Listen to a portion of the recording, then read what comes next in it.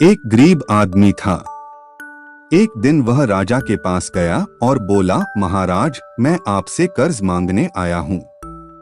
कृपा कर आप मुझे 5,000 रुपए दें। मैं 5 वर्ष के अंदर आपके रुपए वापस कर दूंगा। राजा ने उसकी बात पर विश्वास कर उसे 5,000 रुपए दे दिए।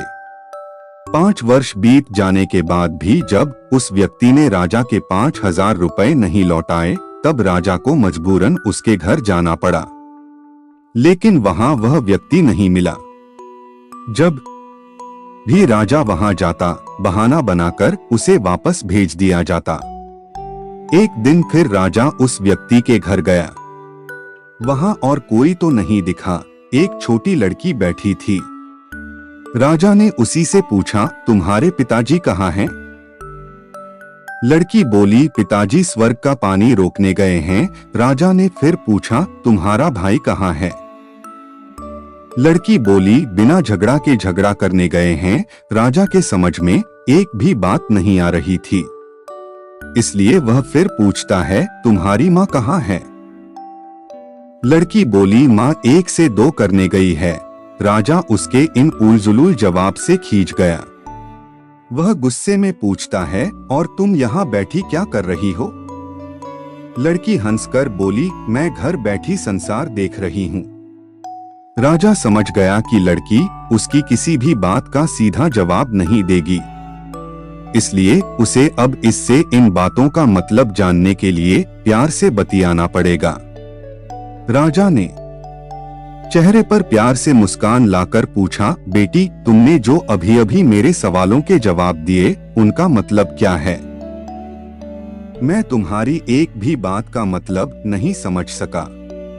तुम मुझे सीधे सीधे उनका मतलब समझाओ। लड़की ने भी मुस्कुराकर पूछा, अगर मैं सभी बातों का मतलब समझा दूं, तो आप मुझे क्या देंगे? राजा के मन में सारी बातों को जानने की तीव्र उत्कंठा थी।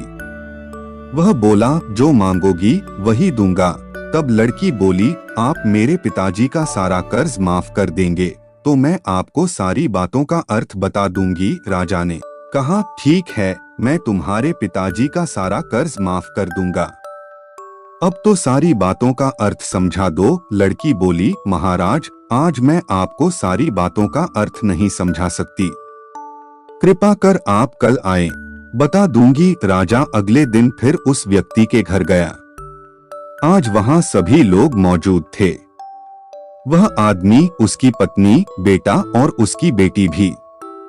राजा को देखते ही लड़की पूछी, महाराज, आपको अपना वचन याद है ना? राजा बोला, हाँ, मुझे याद है। तुम अगर सारी बातों का अर्थ बता दो तो मैं तुम्हारे पिताजी का सारा कर्ज माफ कर दूंगा। लड़की बोली, सबसे पहले मैंने यह कहा था कि पिताजी स्वर्ग का पानी रोकने गए हैं। इसका मतलब था कि वर्षा हो रही थी और हमारे घर की छत से पानी टपक रहा था। पिताजी पानी रोकने के लिए छत को बना रहे थे, यानी वर्षा का पानी आसमान से ही गिरता है, और हम लोग तो यही मानते हैं कि आसमान में ही स्वर्ग है। बस पहली बात का अर्थ यही है। दूसरी बात मैंने कही थी कि भैया बिना झगड़ा के झगड़ा करने गए हैं। इसका मतलब था कि वे रेंगनी के कांटे को काटने गए थे। अगर कोई भी रेंगनी के कांटे को काटेगा तो उसके शरीर में जहां तहां कांटा गड़ ही जाएगा, यानी झगड़ा नहीं करने पर भी झगड़ा होगा और शरीर पर खरोंचें आएंगी। राजा उसकी बातों से सहमत हो गया। वह मन ही मन उसकी चतुराई की प्रशंसा करने लगा। उसने उत्सुकता के साथ पूछा, और तीसरी चौथी बात का मतलब बेटी? लड़की बोली, महाराज, तीसरी बात मैंने कही थी कि माँ 1 से 2 करने गई है। इसका मतलब था कि माँ अरहर दाल को पीसने, यानी उसे 1 का 2 करने गई है।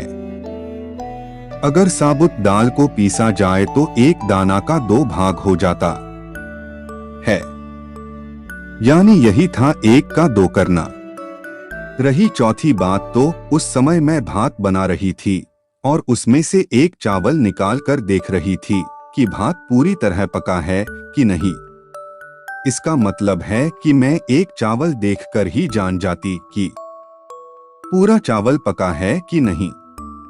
अर्थात चावल के संसार को मैं घर बैठी देख रही थी। यह कहकर लड़की चुप हो गई।